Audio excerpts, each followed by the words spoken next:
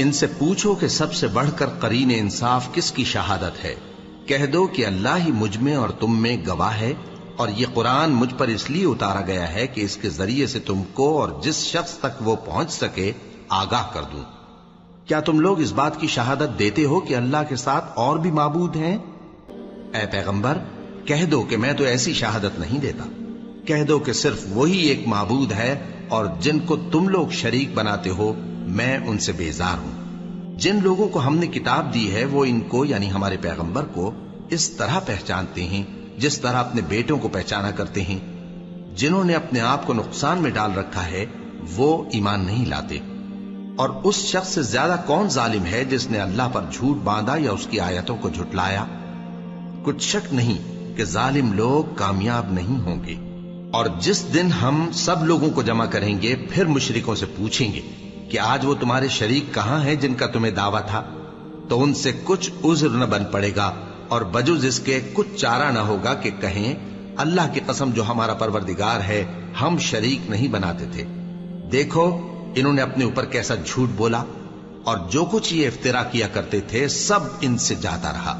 اور ان میں بعض ایسے ہیں کہ تمہاری باتوں کی طرف کان دھرتے ہیں، اور ہم نے ان کے دلوں پر تو پردے ڈال دیے ہیں کہ ان کو سمجھ نہ سکیں، اور کانوں میں بوجھ ڈال دیا ہے کہ سن نہ سکیں۔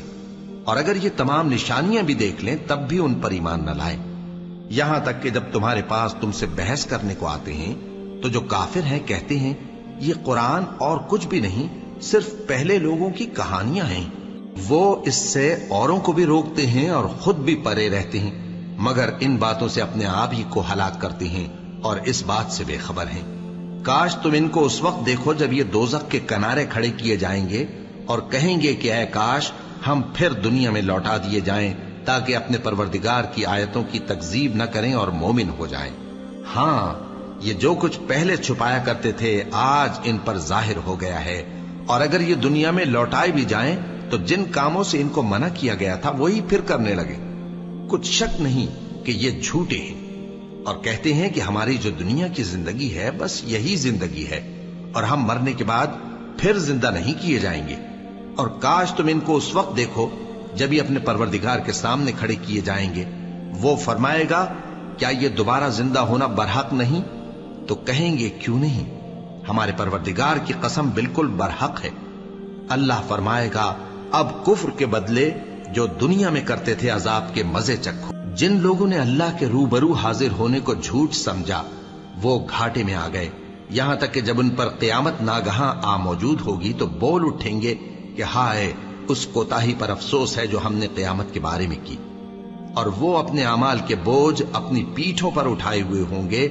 دیکھو جو بوجھ یہ اٹھا رہے ہیں بہت برا ہے، اور دنیا کی زندگی تو ایک کھیل اور مشغلہ ہے، اور بہت اچھا گھر تو آخرت کا گھر ہے، یعنی ان کے لیے جو اللہ سے ڈرتے ہیں۔ کیا تم سمجھتے نہیں؟